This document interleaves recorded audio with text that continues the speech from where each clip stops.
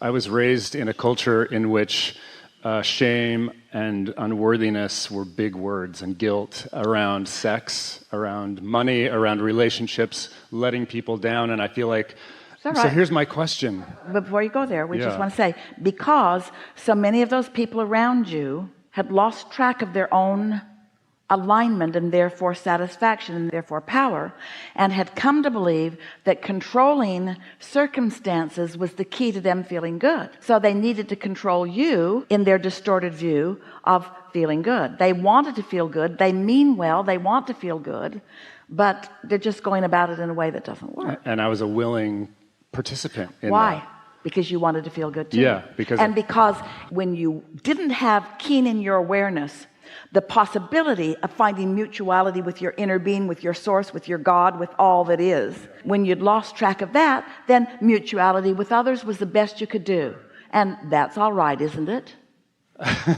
Until it's not. Do you want to ask yourself to do what you're not ready to perceive? That's sort of futile engagement in life, isn't it? And so how about bridging right now by saying, I did the best that I could do as I was going along the way, and it's time for me to give myself a break, because I did pretty darn good, especially under the circumstances. I was born into an environment not preferring to be heterosexual.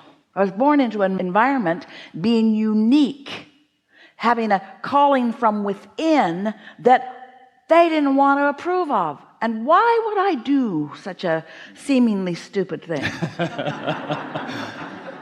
Why would I be born with an unchangeable impulse? Because I knew that by learning how that contrast expands my soul, that I would be more. We can say it even more precise for you, because I knew that the mutuality of pleasing them was going to get me nowhere. So I was born in a way where I could not please them, which made me look for other mutuality like source. That's what brought me to you. And it doesn't make them wrong. They want it too. It's just easier for people to find mutuality with other people when they've learned to cave in and be just like everybody wants them to be, until there are so many of them wanting different things.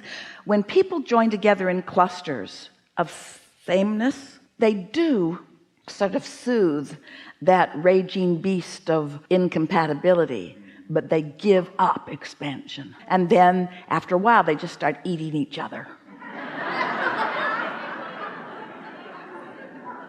It's your fault, it's your fault, it's your fault, it's your fault. I'm miserable and it's your fault, it's your fault, it's your fault. I feel like that's what therapy was for me, and it was soothing at the time, but it was more about looking at the pain and blaming someone for it, and taking responsibility for it. And feel the difference, even if there was a little relief in that, feel the difference between that somewhat relief and the freedom of satisfaction. Yeah. Ugh, we've covered so much ground here together. Yeah. And that's it. And this is what I want you to teach me, if you can. You already know it, but we'll say it out loud to you. I want you to teach me to change the past. The way you change the past is by finding satisfaction in the now. Because when you find satisfaction, you're under the influence of your inner being. And when your inner being looks at the past, it looks different than when you look at the past from your influence other than your inner being. That's how you change the past. Does it matter that other people see it differently? Well, you're getting... Okay. They're engaged. No, they said no. Think about the question that you're asking. So you followed that completely. When you're under the influence of your inner being, and your inner being is then addressing some aspect of your past, some situation in your past, your inner being is seeing it through the lens of non-resistance. So it looks different than if you're looking at it through the lens of guilt, or through the lens of resentment, or through the lens of resistance. It changes because your perspective changed. And that's because I lined up with the perspective of source, and I can't not see it that way. That's right. This is the most lovely thing about source. Source is not looking for mutuality with where you are. Source is looking for mutuality with where you are in your vortex. Source finds mutuality with all that you've become.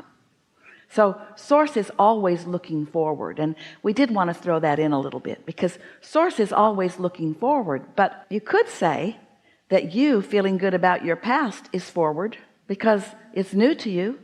You haven't felt all that good about your past. So when you start looking forward with your inner being, your past has to change. And instead of all that stuff that felt bad when it was happening, or as you've recalled it through time, you'll be in that step 5 source-like attitude, where you'll appreciate all the contrasts that put the desire into your vortex, and you'll appreciate your ability to see more clearly, and you'll appreciate being able to distinguish the difference between being under the influence of your source and being under the influence of huddled masses who are afraid to make a mistake. When you're afraid to make a mistake, you've pretty much stopped all possibility of any expansion, which is what you came here for. You came here for that joyful expansion. You came here knowing that expansion was inevitable. You came to experience the bliss of infinity, the bliss of eternity. It's exciting. It is exciting. Thank you so much.